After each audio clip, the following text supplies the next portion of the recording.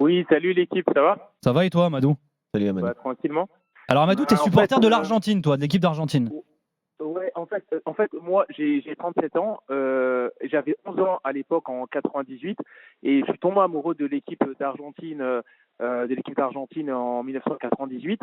Et depuis 98, je les suis, je les supporte. Et je précise en fait que, en plus, moi, je suis d'origine sénégalaise et je suis noir et je suis français.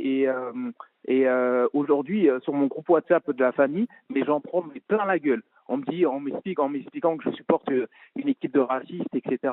Et justement, moi, j'ai condamné en fait les propos. Mais aujourd'hui, en tant que supporter argentin depuis longue date, je me demande est-ce qu'aujourd'hui, je peux continuer à supporter cette équipe qui vraiment m'a déçu, alors que j'expliquais en fait même à mes frères et sœurs tout à l'heure qu'ils ont fait quelque chose qui est exceptionnel, c'est que depuis 2021, ils ont gagné 2 Copa América et une Coupe du Monde, et ils sont en train de tout salir avec des polémiques racistes.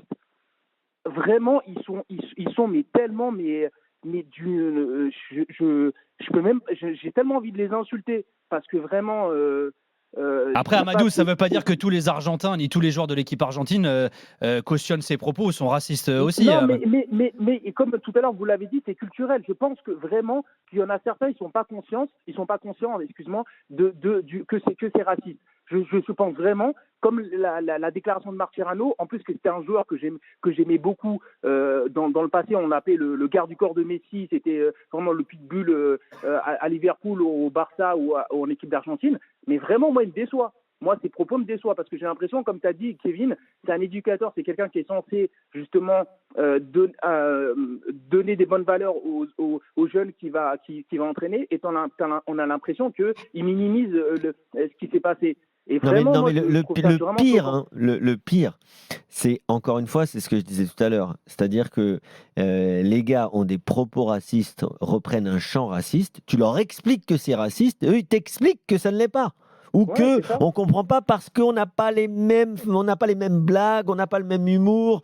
Non, mais gars, il y a un moment, tu as offensé des coéquipiers.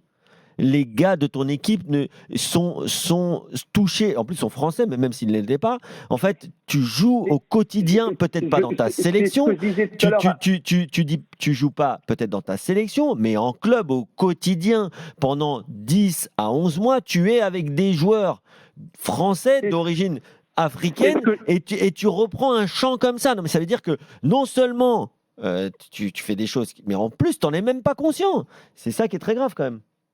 C'est ce que Vas-y, je Amadou. disais tout à l'heure. C'est ce que je disais tout à l'heure quand je parlais avec des membres de ma famille. Je leur expliquais que, en plus, Enzo Fernandez, il joue à Chelsea, il joue avec Dissasi, Nkoukou, Wesley Fofana, et le quatrième, je ne l'ai plus en tête, mais il y avait 4 joueurs. Je crois que c'est Bayacil. Voilà, je crois que c'est Bayacil. Et Ouais, c'est en fait, Badiachil. Ouais.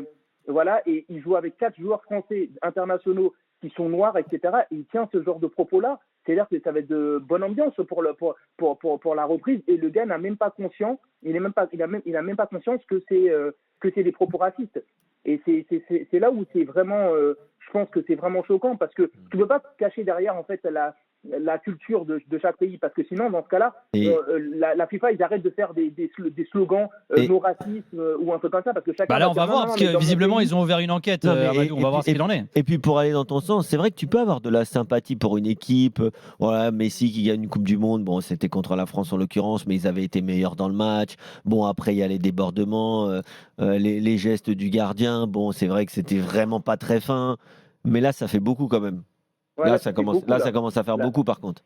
Ça fait beaucoup. Et moi, même, en fait, j'en voulais moins, en fait, à Martinez, là, le gardien, là, Emiliano Martinez, quand il a fait son geste obscène. Moi, je trouvais que c'était un geste obscène, mais c'était pas non plus, en fait, un propos raciste ou un propos sexiste ou un Bah, propos c'est pas homophobe. discriminatoire. Voilà, Parce que je veux dire, c'est pas une c'est pas discrimination. classe, mais c'est pas. Voilà, Oui. c'est pas classe. C'est pas classe, mais en fait, voilà, y a d'autres joueurs qui ont fait des joueurs pas classe, qui ont fait des gestes pas classe.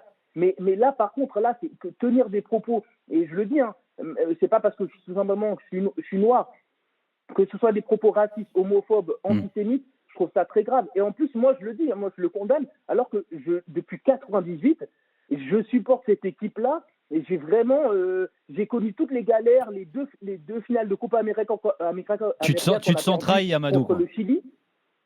les 2 finales de Copa América qu'on a perdu contre le Chili, et vraiment, j'étais dégoûté. J'étais vraiment dégoûté. Et là, vraiment, il me déçoit. Mais tous, franchement, il me déçoit tous. Et le coup de gueule est passé en tout cas, Amadou. Merci de nous avoir appelé en tout cas, Amadou. Merci à vous.